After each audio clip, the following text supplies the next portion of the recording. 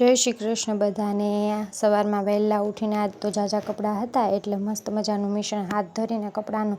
પાર પાડી દીધા છે ને આ જો લેંગીનો કલર સ્પેશિયલી બતાવું છું એકદમ ઝૂમ કરીને એનો કલર કેવો હતો ને મારી દીકરીએ કેવો ચેન્જ કરી નાખ્યો છે ને ઘસીને મેં તો માંડ એને સાફ કરી હો અને ચા નાસ્તાના વાસણ સાફ કરી લીધા, ફળિયું પણ થોડું ઘણું સાફ કરી લીધું ને આ બધા ઊંચા નીચે મૂકવામાં છે ને સમય એટલો બગડે છે ને પણ તોય ઘરમાં નાના બાળકો હોય ને એટલે આવી થોડી ઘણી પરેશાની રહે, સહન કરવી પડે પણ કામ થોડુંક વધી જાય પણ ચાલ્યા કરે, શું કરવું એને તો કાંઈ સમજાવતા નથી। અને પછી આ જુઓ થોડુંક સાફ સફાઈનું કામ પણ હાથ ધરી લીધું હતું, પંખા સાફ કરી લીધા હતા, થોડું ઘણું ચોખ્ખો જ છે પણ મને જ્યારે ટાઈમ મળે ને ત્યારે હું થોડું ઘણું કામકાજ કરી લઉં છું।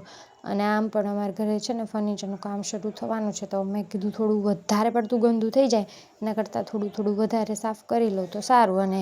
કાવ્યા જોતી હતી કે મમ્મી આ શું કરે છે ઉપર ચડીને, તો પછી તો સાયકલ ઉપર બેસી ગઈ અને મસ્ત મેં પાછી રસોઈ બપોરે બનાવી નાખી અને બંને દીકરીઓને તો ગોળણીનું જમવા માટે બહાર જવાનું હતું એટલે બંને દીકરીઓની છે ને અને બીજી છોકરીઓની પૂજા છે ને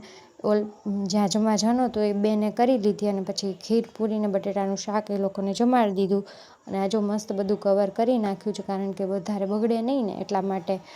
અને આ બધો એનો સામાન અને પડી ગઈ હતી સાંજ અને મસ્ત મજાની મારી દીકરીઓ માટે ખીચડી અને ડુંગળીનું શાક પણ કહી શકો અને કોઈ પણ આને ખાર્યું પણ કહે છે, સરસ મજાની રસોઈ બનાવી નાખી હતી, સાથે રોટલી ભાખરી છાશ દૂધ સરસ મજાનું ભોજન તૈયાર કરી નાખ્યું હતું। આવી જાઓ તમે પણ જમવા માટે।